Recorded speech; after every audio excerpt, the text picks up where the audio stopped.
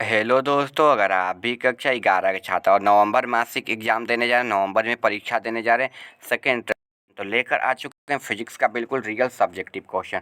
Objective हम करा दिए, आप लोग जाकर चैनल पर देख सकते हो। ठीक है, चलिए बिना देरी के पेपर को स्टार्ट करते हैं। आपका जो पेपर है 50 नंबर का रहने वाला है। आपका विषय कोड 117 रहने वाला है। समय मिलने वाला है 1 घंटा 30 मिनट। भौतिकी का पेपर होने वाला है फिजिक्स का साइंस वालों के लिए। इसमें दिया है, देखिए, सेकेंड टर्मिनल एग्जाम, नवंबर मासिक एग्जाम, मंथली एग्जाम, कक्षा 11th और द्वितीय सर्वाधिक परीक्षा नवंबर। ठीक है, यानी कि नवंबर मासिक एग्जाम का मंथली एग्जाम का पेपर रहने वाला है। चलिए बिना देरी को स्टार्ट करते हैं। देखिए, खंड अ दिया है, लघु उत्तरीय प्रश्न दिया है। 1 से 10 तक लघु उत्तरीय प्रश्न दिया है, जिनमें से किसी 5 प्रश्नों के उत्तर देना है। सभी के लिए 2 अंक निर्धारित है। आपको सभी क्वेश्चन का आंसर बताएंगे, तो वीडियो में बिल्कुल लास्ट तक एकदम न बने रहिए। अगर आप हमारा सेकंड चैनल ज्वाइन करना चाहते हैं तो उसका लिंक आपको वीडियो के डिस्क्रिप्शन में मिल जाएगा। चलिए बिना देरी के पेपर को अब स्टार्ट करते हैं। 1 नंबर क्वेश्चन आपका यहाँ से स्टार्ट है। देखिए, दिया है विमीय सूत्र क्या है, उदाहरण देकर स्पष्ट करें। आपको विमीय सूत्र के बारे में लिखना है। 2 नंबर क्वेश्चन है, यहाँ पर आपको 2 सदिश का योग किस स्थिति में अधिकतम तथा किस स्थिति में न्यूनतम होता है, इसके बारे में आपको लिखकर 2 नंबर को समझाना है। 3 नंबर क्वेश्चन दिया है, दूरी एवं विस्थापन में अंतर क्या है, इसके बारे में आपको लिखना है 3 नंबर क्वेश्चन का आंसर। ठीक है, चलिए 4 नंबर क्वेश्चन की ओर बढ़ते हैं। 4 नंबर आपका क्वेश्चन दिया है, संरक्षी बल किसे कहते हैं। जो संरक्षी बल होता है, जो संरक्षित रहता है, उसके जैसे गुरुत्वाकर्षण बल हुआ, इसके बारे में लिखना है। वहीं 5 नंबर क्वेश्चन की ओर बढ़े तो संवेग संरक्षण का सिद्धांत क्या है, इसके बारे में आपको लिखना है। 5 नंबर क्वेश्चन का आंसर आपको लिखना है। ठीक है, चलिए आगे क्वेश्चन 6 नंबर है, ऊष्माक्षेपी तथा ऊष्माशोषी अभिक्रिया में क्या अंतर है, इसको स्पष्ट करना है। 6 नंबर क्वेश्चन का आंसर आपको लिखना है। चलिए 6 नंबर के बाद 7 नंबर की ओर बढ़ते हैं। 7 नंबर क्वेश्चन आपका यहाँ पर दिया हुआ है, प्रत्यास्थम संघटक क्या है, इसके बारे में आपको लिखना है। ऊष्माक्षेपी और ऊष्माशोषी के अंतर की बात। ठीक है, और 8 नंबर क्वेश्चन की ओर बढ़े तो देखिए, कार्य और ऊर्जा का प्रमेय क्या है, इसके बारे में लिखना है। कार्य और ऊर्जा क्या है, इसके बारे में आपको स्पष्ट रूप से लिखना है। 9 नंबर क्वेश्चन की ओर बढ़े तो दिया है, आवेग किसे कहते हैं। आवेग संवेग जो होता है ना, उसमें आवेग किसे कहते हैं, इसके बारे में आपको लिखना है। 10 नंबर क्वेश्चन है, गति ऊर्जा क्या है, इसके बारे में लिखना है। आपको गति ऊर्जा क्या है, इसके बारे में आपको फुल लिखना है पूरा। आगे देखिए, आगे आपका 11 नंबर क्वेश्चन यहाँ पर है, दीर्घ उत्तरीय प्रश्न दिया है। प्रश्न 11 से 15 तक दीर्घ उत्तरीय प्रश्न दिया है, जिनमें से किन्हीं 3 प्रश्नों के उत्तर देना है। सभी के लिए 5 अंक निर्धारित हैं। 11 नंबर क्वेश्चन आपका यहाँ पर दिया है, कार्य शक्ति एवं ऊर्जा की परिभाषा दे और इनका एसआई मात्रक लिखे। कार्य, ऊर्जा और शक्ति के बारे में लिखना और इसका एसआई मात्रक को आपको लिखना है। 12 नंबर क्वेश्चन की ओर बढ़े तो 100 मीटर लंबी ट्रेन 60 किलोमीटर पर घंटा की गति से चल रही है। 1 किलोमीटर लंबे पुल को पार करने में कितना समय लगेगा। 12 नंबर क्वेश्चन को आपको लिखना है। 13 नंबर क्वेश्चन है, ग्रहों की गति के लिए केपलर के नियम को लिखें। ग्रहों का नियम के लिए कि जो एक कक्षा में होते हैं, समान वेग से चलते हैं, इसके बारे में आपको लिखना है। वहीं 14 नंबर क्वेश्चन, अभिकेंद्रीय बल क्या है। अभिकेंद्रीय बल का व्यंजक प्राप्त करें। यहाँ पर 14 नंबर क्वेश्चन है।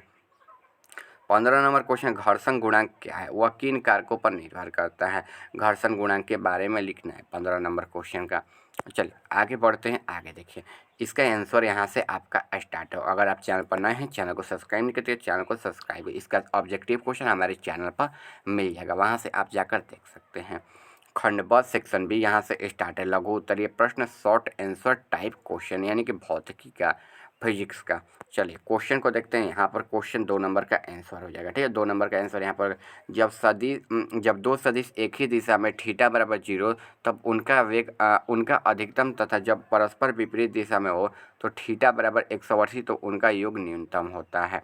2 नंबर क्वेश्चन का राइट आंसर आपका यहाँ से यहाँ तक हो जाएगा। और यहाँ पर इंग्लिश मीडियम वाले बच्चों के लिए लिखा गया है, आप लोग यहाँ से भी बच्चे लिख सकते हैं, और हिंदी मीडियम के लिए यहाँ पर लिखा गया है।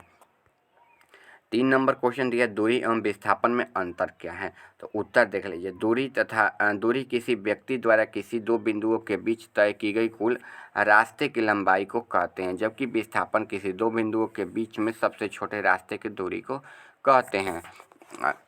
3 नंबर क्वेश्चन का आंसर आपका यहाँ पर हो जाएगा। चलिए आगे क्वेश्चन की ओर बढ़ते हैं। 4 नंबर क्वेश्चन, संरक्षी बल किसे कहते हैं? तो देखिए उत्तर आप लोग देख लीजिए। संरक्षी बल यदि बल द्वारा संपन्न कार्य विस्थापन के पथ पर निर्भर न करे, केवल प्रारंभिक स्थिति पर निर्भर करे तो बल संरक्षी कहलाते हैं। संरक्षी बल के प्रभाव में चूर्ण चक्र में किया गया कार्य शून्य होता है। उदाहरण गुरुत्वीय बल आदि, तैनन बल, केंद्रीय बल। यहाँ पर 4 नंबर क्वेश्चन का आपका राइट आंसर बिल्कुल हो जाएगा। 4 नंबर क्वेश्चन का आंसर आपका यहाँ पर हो जाएगा। 5 नंबर क्वेश्चन है, संवेग संरक्षण का सिद्धांत क्या है? संवेग संरक्षण का सिद्धांत क्या है? तो इसका आंसर देख लें। न्यूटन के दूसरे नियम यानी कि द्वितीय गति के नियम में स्पष्ट यह वस्तु को कोई बल आरोपित न हो, उसके वेग में कोई परिवर्तन न हो, अर्थात संवेग नियत रहता हो, इसका निष्कर्ष के व्यापक रूप को संवेग संरक्षण का सिद्धांत के नाम से जाना जाता है। इसे इस प्रकार से व्यक्त किया जा सकता है कि निकाय पर यदि बाह्य बल आरोपित न हो तो संतुलित निकाय रहता है। ठीक है, बाह्य बल आरोपित न हो तो संतुलित निकाय का कुल संवेग संरक्षित रहता है। 5 नंबर क्वेश्चन का आपका राइट आंसर यहाँ पर हो जाएगा। आप लोग अच्छे से इसको लिख लीजिएगा। चलिए आगे 6 नंबर क्वेश्चन। अब 6 नंबर नहीं, दीर्घ उत्तरीय प्रश्न आ गया ना, क्योंकि 10 में से तो 5 ही का जवाब देना था ना, तो ठीक है। चलिए यहाँ पर 11 नंबर क्वेश्चन, कार्य शक्ति एवं ऊर्जा की परिभाषा दे तथा इसका एसआई मात्रक लिखें। और उत्तर देखिए, कार्य जब किसी पिंड पर बल लगाया जाता है और पिंड बल की दिशा में स्थान परिवर्तित करता है तो इसे बल का संपादित कार्य को कहा जाता है। 11 नंबर क्वेश्चन का राइट आंसर आपका यहाँ से यहाँ तक अच्छी तरीके से लिख लीजिएगा। और इसके बाद देखिए यहाँ पर लिखना है, यहाँ कार्य बराबर बल गुणे विस्थापन लिख लेना है, यानी कि कार्य का सूत्र होता है बल गुणे विस्थापन। फिर लिखना है कार्य का मात्रक, तो कार्य का मात्रक न्यूटन मीटर या जूल होता है। ठीक है, न्यूटन मीटर या जूल होता है। इसके बाद लिखना है शक्ति, तो कार्य की दर को कार्य की दर को शक्ति कहते हैं। यदि समय में तो शक्ति बराबर कार्य माइनस समय हो जाएगा। ठीक है, और शक्ति का मात्रक न्यूटन मीटर होता है। यहाँ तक हो ही गया, इसको अच्छे से लिख लिया। शक्ति शक्ति किसे कहते हैं? तो कार्य करने की दर को शक्ति कहते हैं। यदि समय में W यानी कि वर्क कार्य है तो शक्ति बराबर कार्य माइनस समय यानी कि वर्क, तो शक्ति का मात्रक न्यूटन मीटर प्रति सेकंड या जूल सेकंड वाट है। इसके बाद लिख लेना है ऊर्जा कार्य, ऊर्जा के बारे में लिख लेना, कार्य की क्षमता को ऊर्जा कहते हैं, ऊर्जा का मात्रक जूल है। यहाँ तक हो जाएगा। इसके बाद आइए 14 नंबर क्वेश्चन की ओर, अभिकेंद्रीय बल क्या है? अभिकेंद्रीय बल का व्यंजक प्राप्त करें। तो लिखना है, यदि कोई m द्रव्यमान का पिंड से त्रिज्यीय वृत्तीय मार्ग पर चल रहा है तो उस पर कार्यकारी वृत्त की केंद्र की ओर आवश्यक अभिकेंद्रीय बल माइनस का mv² होता है।